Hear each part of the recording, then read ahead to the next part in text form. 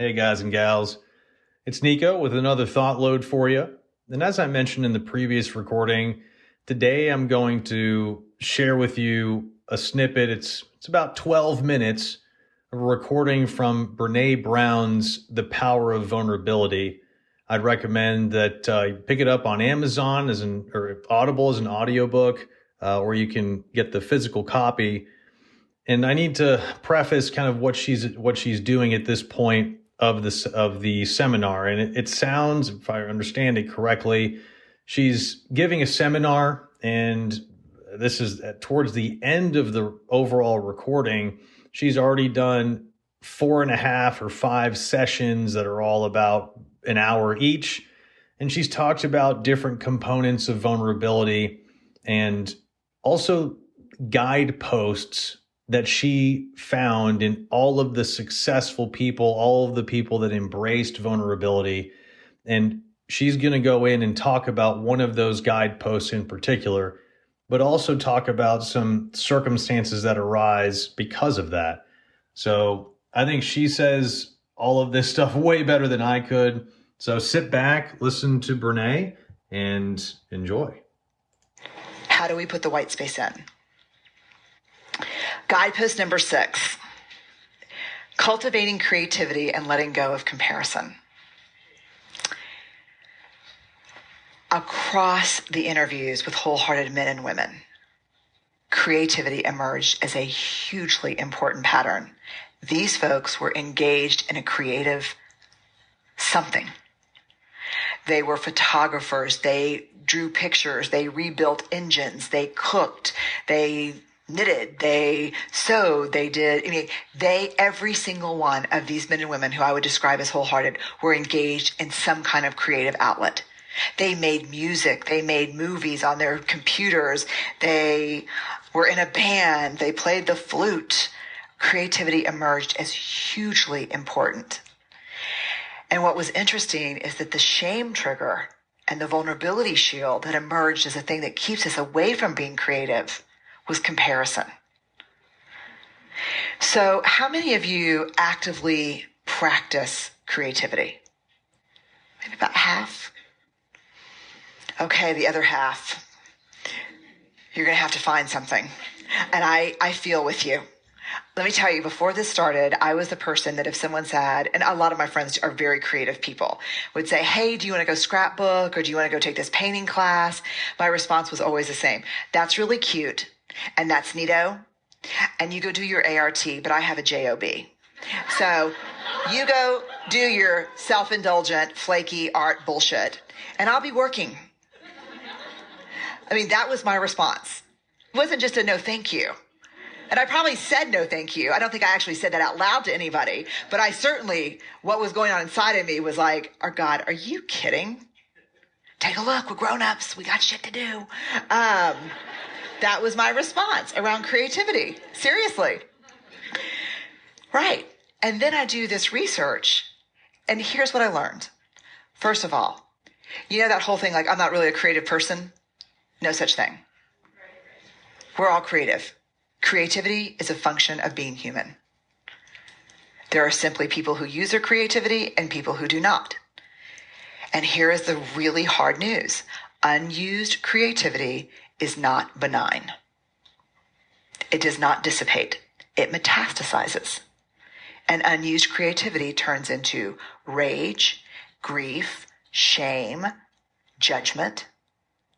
I mean, the reason why I would respond like, Jesus, are you kidding? A painting class? I'm running carpool for soccer. I got this, no. Judgment. Because inside of all of us is creativity. And when we don't use it, I'm telling you, it does not go away. And one of the big reasons that we stop using creativity is comparison. And we can track that back. I mean, I think I've already shared with you that 85% of the men and women I've interviewed remember something so shaming that happened in school that it forever changed how they thought of themselves as learners. 50% of those people, the shaming experience was around creativity. They have art scars.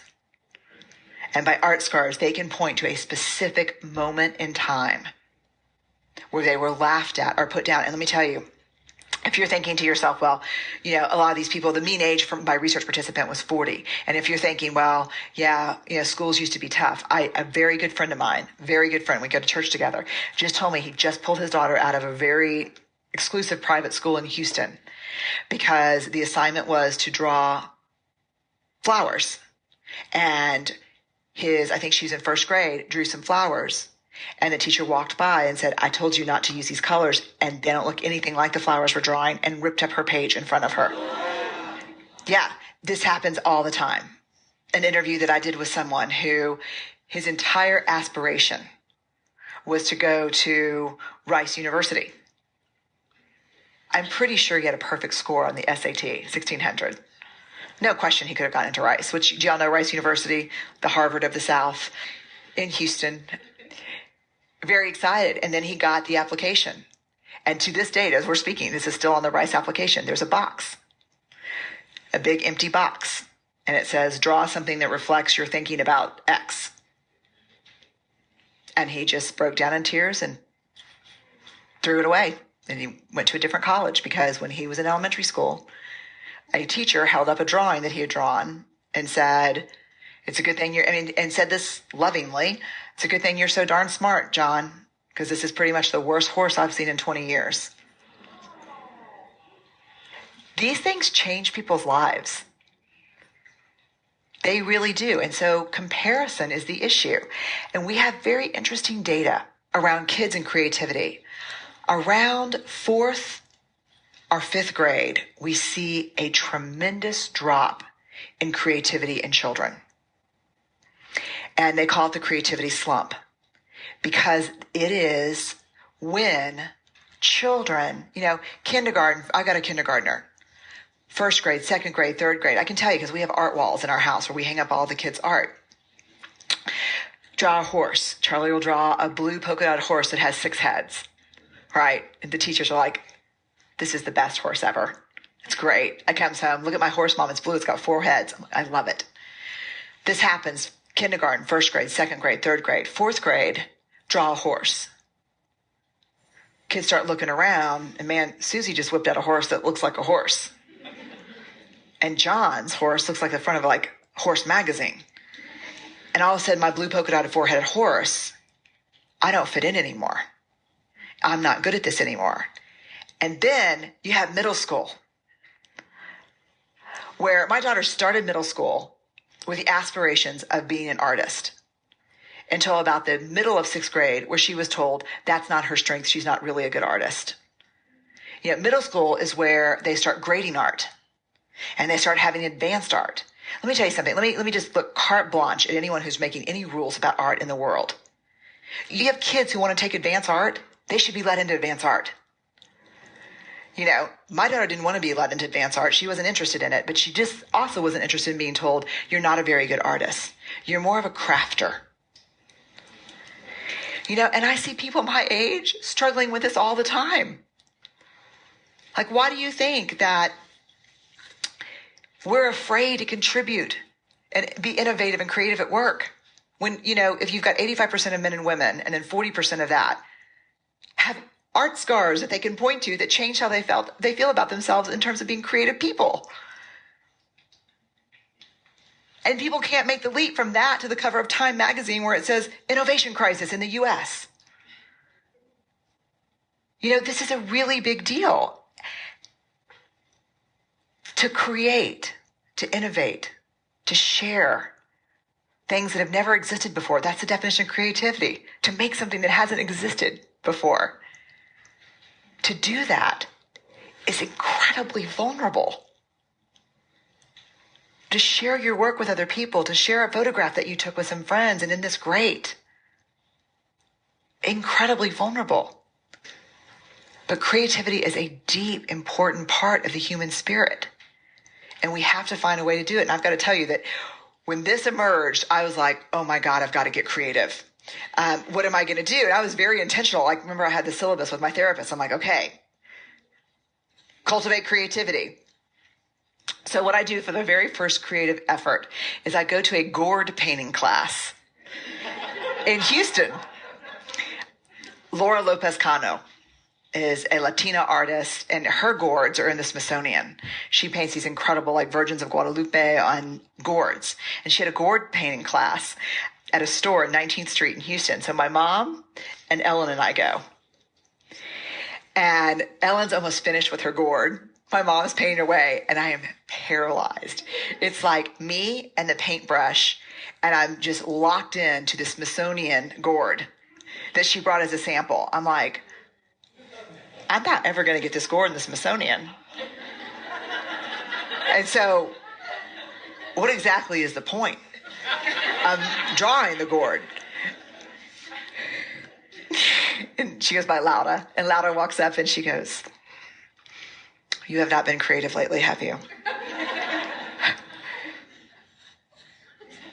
Big tears streaming down my face. "You just need to pick up the brush and do it."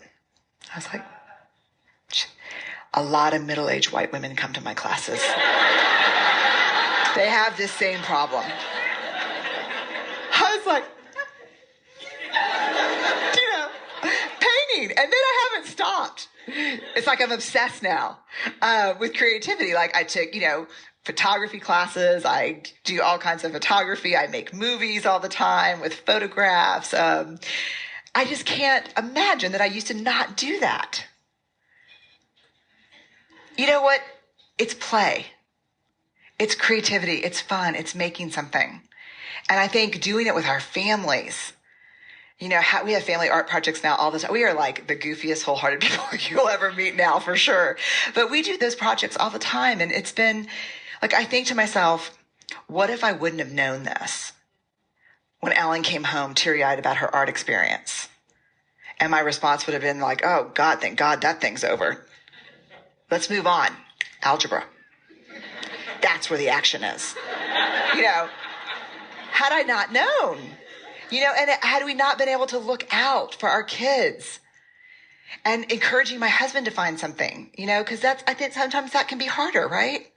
We're going to launch into play and rest in the next session, which is going to require a lot of time to unpack. And I think maybe it'd be better if we stopped here and then the next session went into play and rest, because there's going to be a lot to talk about there. All right, great. So guys, I hope you enjoyed Brené's message and how it connects with vulnerability. And I would urge all of you to not only listen to her videos on YouTube, her books, but to get creative, to stop comparing yourself to other people, and to be comfortable with who you are at the core. That little child inside of you that wants to be creative, wants to be heard, and wants to go dance in the rain or draw a silly picture or make some serious situations super funny. Whatever the case is for you, whatever your inner child is telling you to do, I urge you to do it. And when you're done, I want you to ignore anyone who doesn't support you, because those people don't truly understand vulnerability. Guys, I hope you enjoyed today's message. I hope you have a wonderful week. And as always, begin the duel, win the day.